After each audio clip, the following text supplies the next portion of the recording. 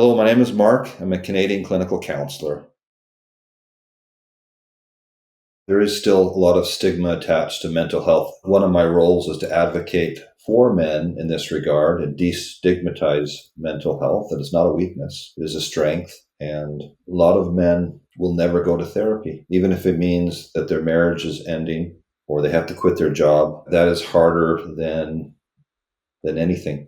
And so the first time that I went, 15 years ago or so, even though I was in the field, felt a little bit awkward. And it can be kind of scary, not knowing what to expect, talking to a stranger about things they've never talked about before. There seems to be like a power that the therapist has, but I want to give that power back to the individual who I'm having the session with.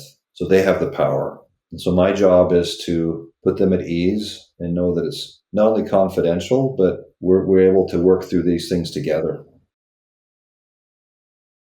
There are so many modalities and ways of helping people. I love accelerated resolution therapy. It is a accelerated way to process out any trauma that's trapped in the body, and at the same time to get to a place in the brain so a person can move forward in a positive way. They're able to reconsolidate the memory, essentially paint over and replace things that bother people the most. It doesn't have to be just trauma. It's a bit of a brain hack, and you're able to work through a myriad of issues, including anxiety, depression, phobias. Sometimes 1 to 2 sessions is all that's needed to work through some of the most troubling trauma. But at the same time, you have to work where the person is and what works for them, because they're the expert. I'm merely a person to guide them along that path and to get them to where they want to be according to their hopes and dreams.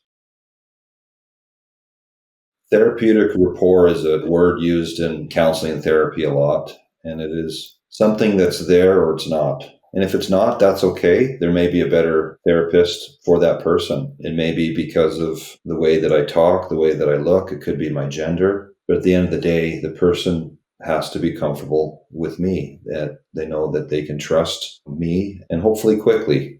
Some people have the idea that therapy needs to be for years and years and years. But there are ways to move forward quickly if that's what you want. You may feel stuck. You may not know what to do next, yet there is hope and there is help. There's always a way forward. I want to be that person to help.